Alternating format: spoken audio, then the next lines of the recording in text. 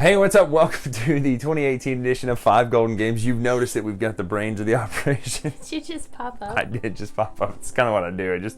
Sometimes I catch like the back of my back though, and it looks really awkward, like I'm reaching down for something. But it's kind of my thing, so I just kind of like that. Do you want to try it?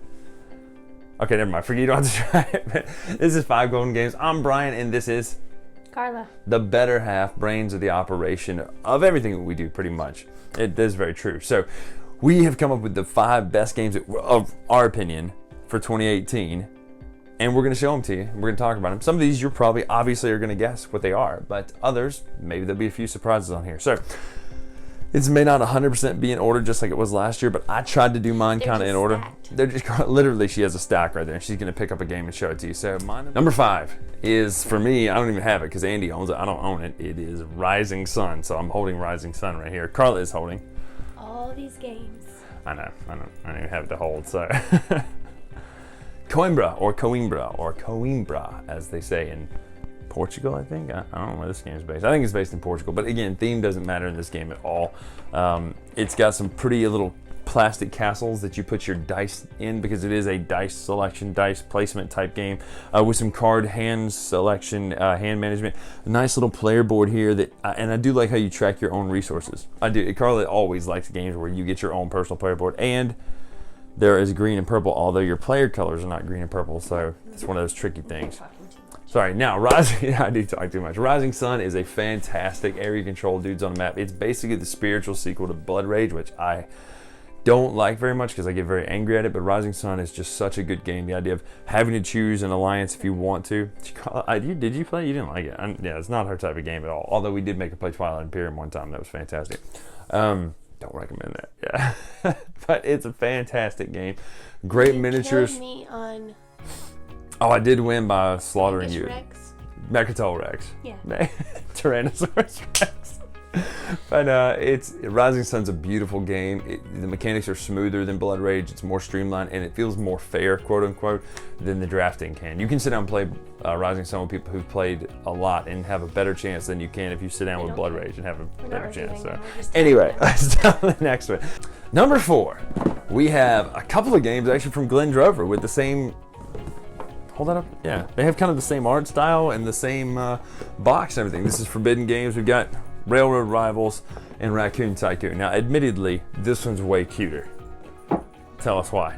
This one has Mobile. It does have Mobile. And there's a reason we like this game. Any game that's got Mobile in it, we're going to like. And typically, we like train games in general. But this does something different. It does the whole move cubes thing, but instead of laying track, you're laying tiles with cities on it. So that's pretty neat.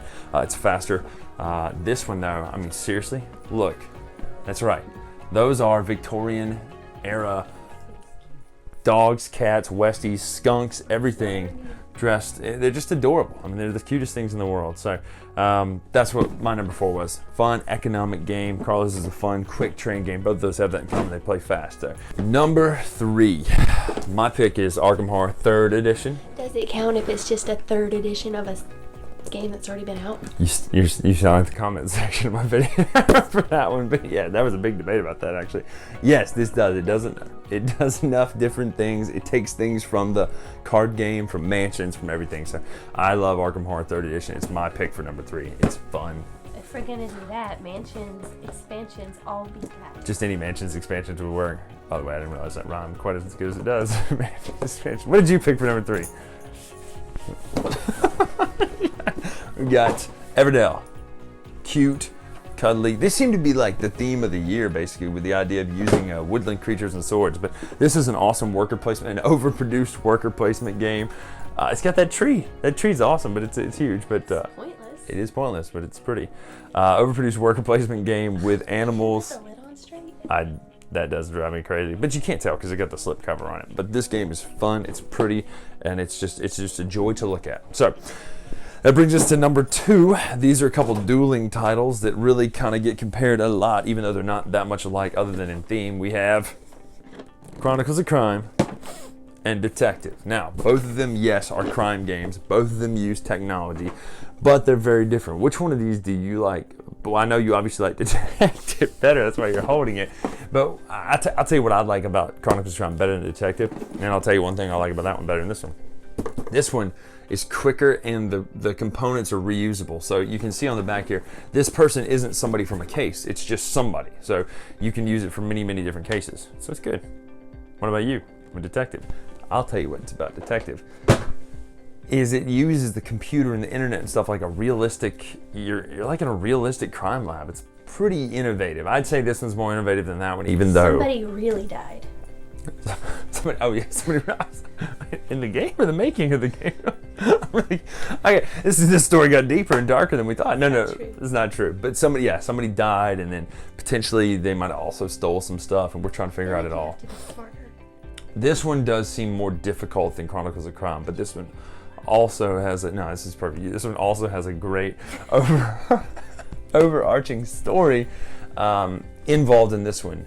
In the base set, plus there's more coming. So that takes us to our number 1 picks of the year. Any honorable mentions? I know she mentioned Scythe, the Fenris expansion. Number 1 first. Is that how you do that? Honorable? Yeah, that's fine. Yeah. So number 1. What is your number 1? You can talk first because I want to tell them what mine is. ALTIPLANO. Literally, llamas were all over our, and we're not sure if these are llamas or alpacas. Pretty sure I'm going to go with llama because I like to eat llama. Alpaca. Yeah, I think we'll go with alpaca.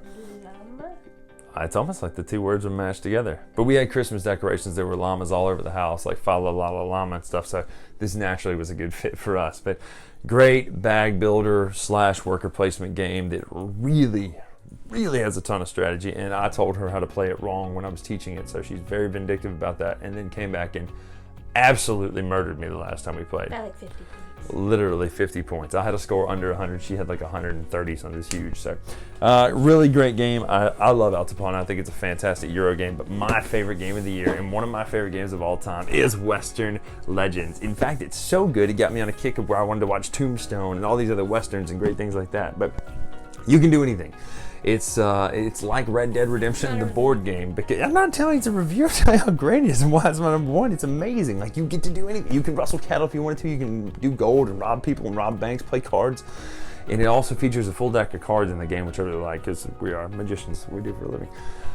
So that was fun. But Western Legends, we don't play poker. We're not professional poker tour people.